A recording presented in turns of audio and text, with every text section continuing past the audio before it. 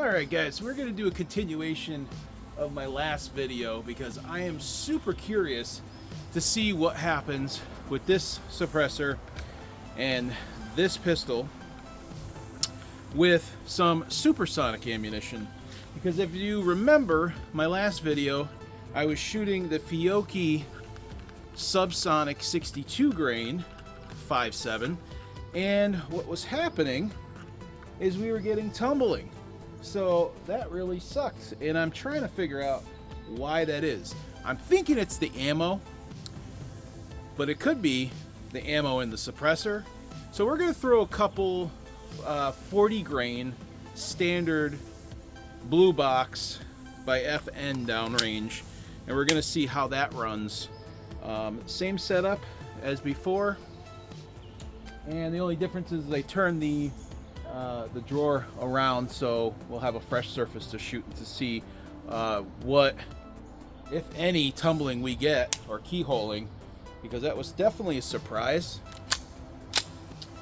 All right, here we go. Let's make sure this is on tight. We'll take a few shots and see what she sounds like with the can, and also if we can get some tumbling effect. Hopefully not.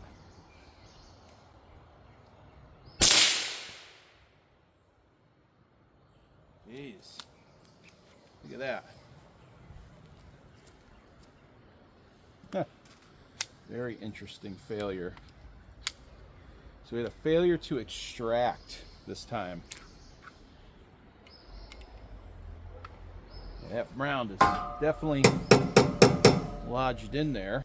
Good start to any video. So that could have been a fluke. I got the casing out. I don't see any deformation in the rim here. So, I don't know. Weird. Hopefully my extractor isn't broken. So far, suppression is pretty good on this. Definitely a lot more gas. That one extracted just fine. Okay. Try one more.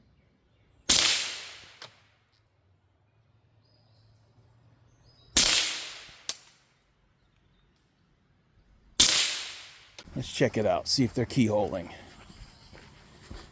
Nope.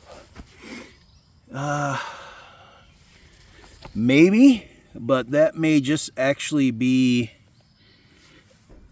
Oh, they're pretty round. So this may be just where I hit two bullets at one time. Yeah, that could be just two bullets. Okay, let's try something else. So that was a lot of fun. So after getting done shooting some of that FN 40 grain, I go ahead and try to take the Otter Creek OCL titanium 22 can off, and it wouldn't budge.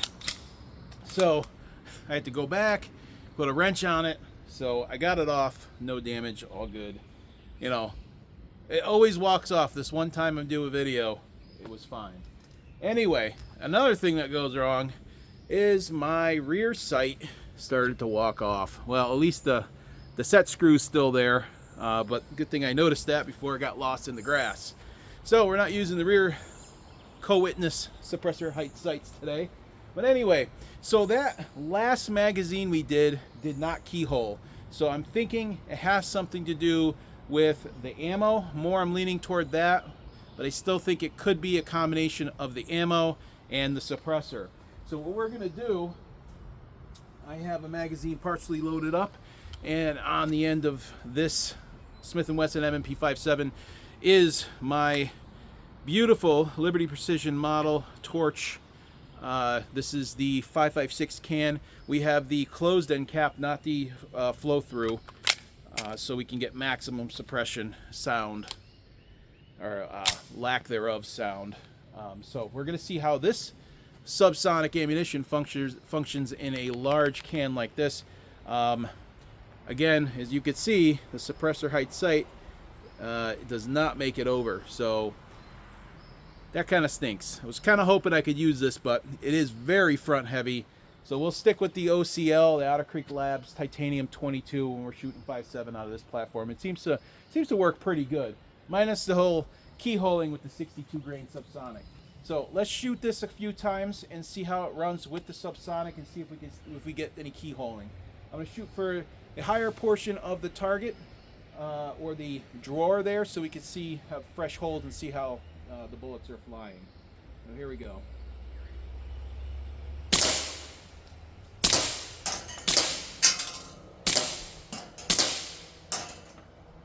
Okay, she stayed on, she cycled. Nope. I was completely wrong. It's the ammo. So they're flying a little better. Huh. This is the group right here that I shot. Yeah. That's crazy. Okay. They're tumbling. They're still tumbling even with the new suppressor. So it's the ammo. So I'm going to say the Fiocchi 62 grain Subsonic is actually pretty gimmicky ammunition, because if it can't work in a Smith & Wesson, now I haven't shot it unsuppressed, and I'm probably not going to do it, or am I? We're going to test the Subsonic ammunition without a suppressor, and I got the ears in because I'm sure this is going to be loud. And we'll see if it tumbles without a suppressor. Then we'll know for sure really what's going on.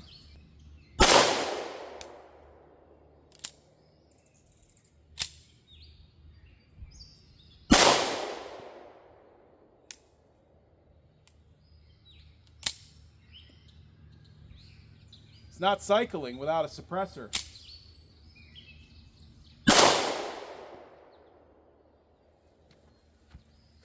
See?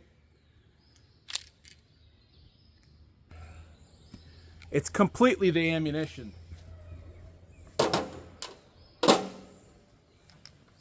And I'll show you why.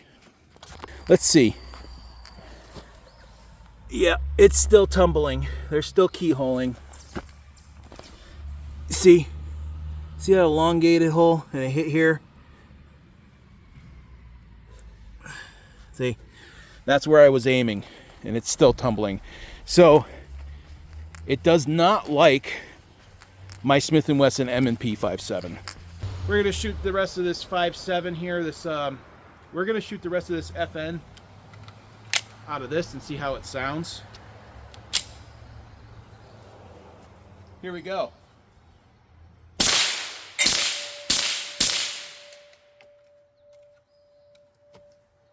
Definitely hearing safe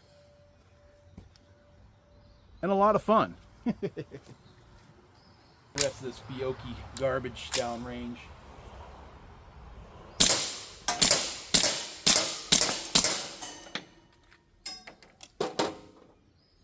I really like having this red dot.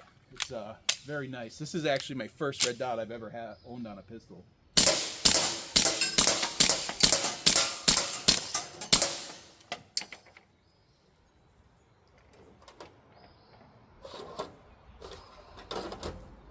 All right, she's clear. All right, guys. As you clearly saw in this video, I demonstrated the Fiocchi 62 grain Subsonic.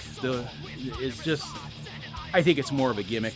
So, anyway, I hope you guys enjoyed this a series. It was more of just me taking this ammo out and shooting it. So stay tuned for more. Maybe we'll test this. I'll get some more and we'll test it in something else. But right now, Fiocchi Subsonic 5.7. It's a big fail. Maybe there's some better 5.7 out there. Anyway, guys, thank you for watching another episode of Shootin' Shit TV. I am Adam, your host, signing off.